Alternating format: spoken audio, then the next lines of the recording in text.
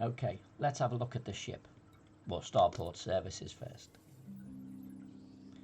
You come up with starport services.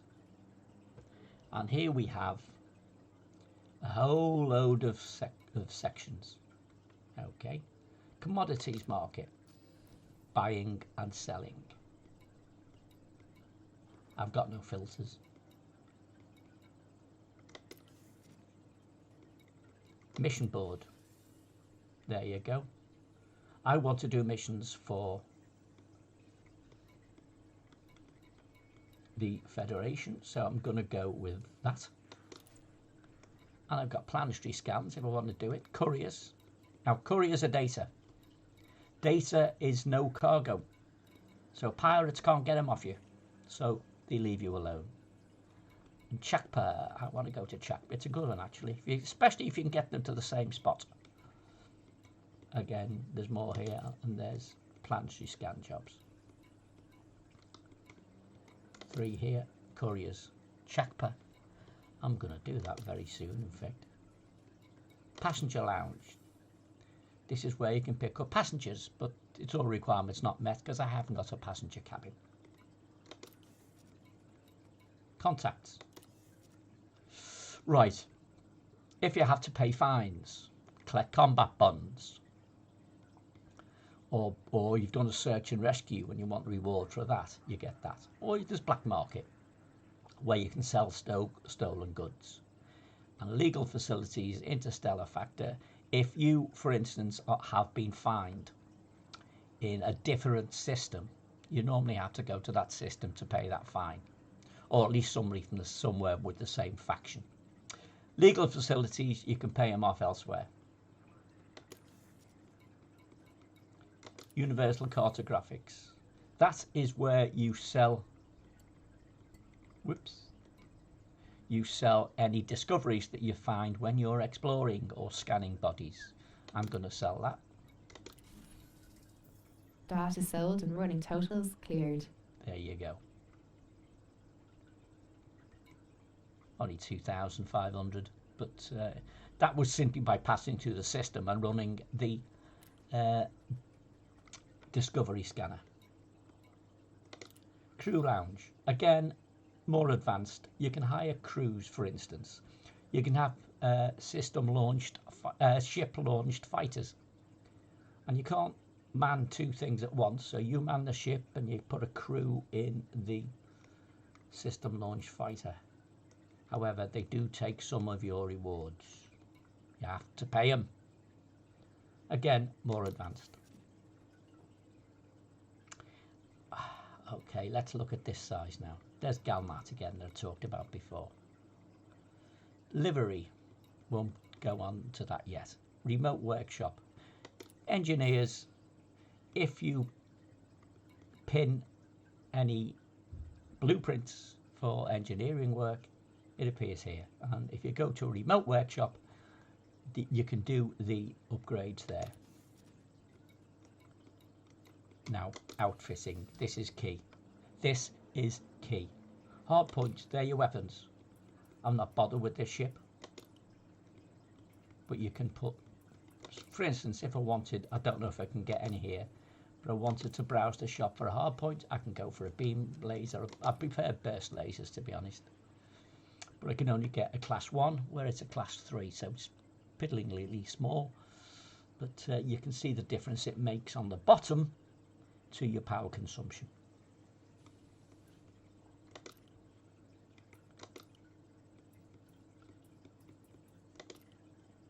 Right, utility mounts. Got nothing here, but you could, for instance, let's see what I can get. See what I can get. You put a utility in. Ah, there aren't any. No stock. Of course, I didn't read that, did I? Core internal. This is where you upgrade bits and bobs. I've got a 6E power plant, and you can see the cog by it, for the nut, and that basically indicates it's been engineered, so it's slightly more powerful. I could do with a 6D really, but there might be stock. No, there's no stock. Thrusters, D is lightweight. A is the best. B is alright. C is a compromise.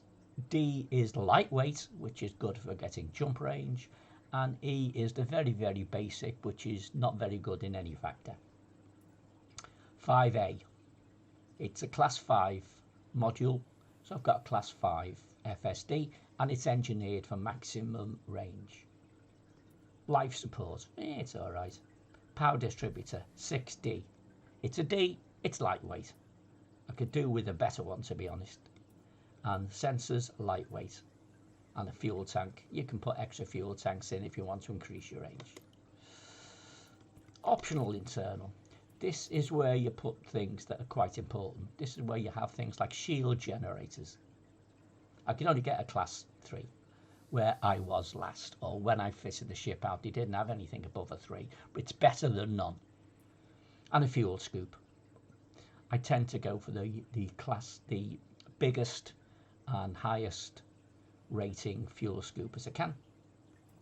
Military compartments. With military compartments on your ship, you can put in things like shield cell banks and the like, which I've got on mine.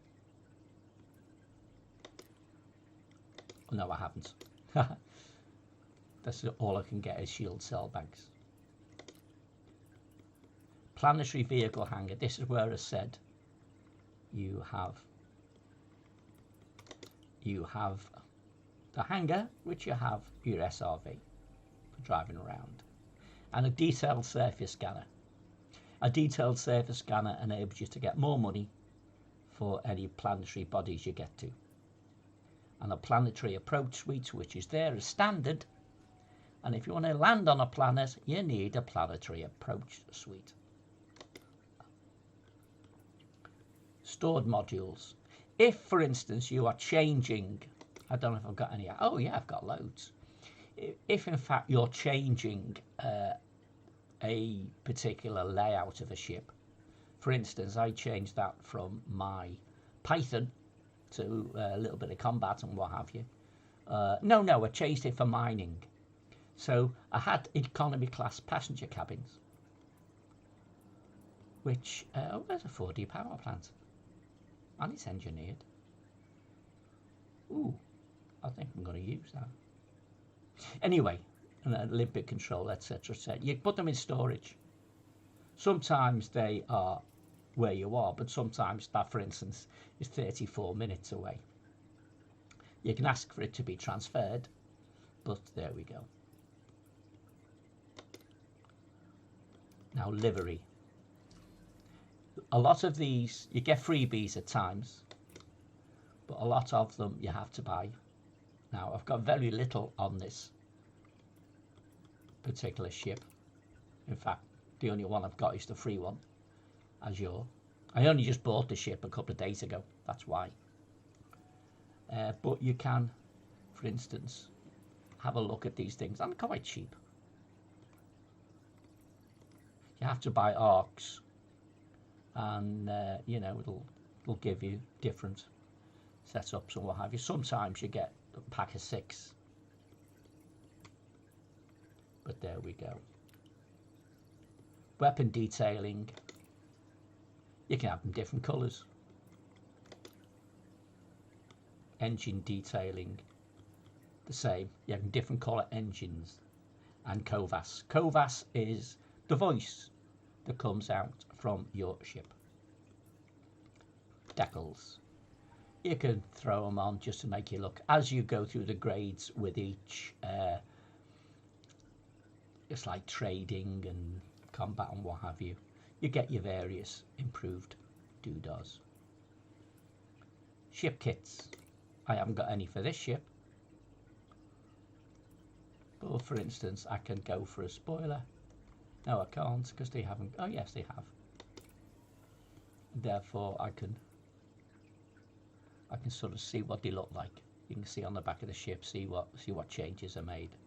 If you like it, hire it. You know, buy it. I mean.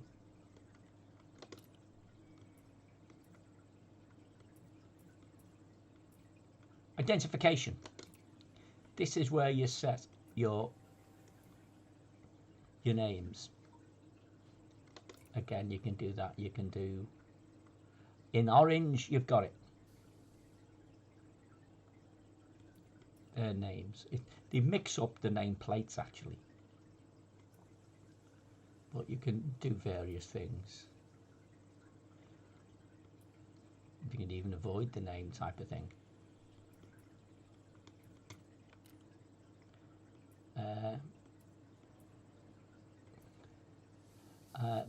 And then you've got your ship ID. Now, okay, where does that come from? Whoops. And you got cockpit accessories. And then in various places you can put all sorts of things.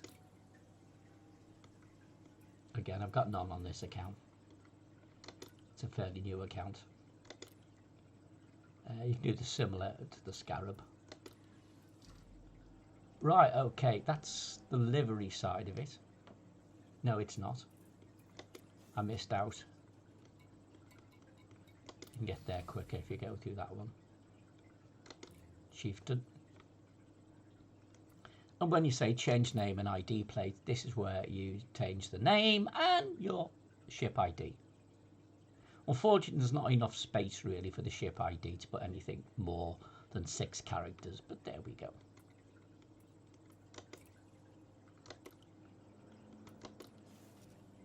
Right. The last one, advanced maintenance. Restock. For instance, if I had limpets or if I had chaff or anything like that, that's where you restock it. Or if you put a new fuel tank in and you want to put more fuel in, this is where you put it in. Right, that is a whistle-stop tour of all the interfaces within Elite Dangerous. I hope it's been useful, and if you want to find your way around, have fun. It can be a little bit daunting at times for new players. You soon get used to it.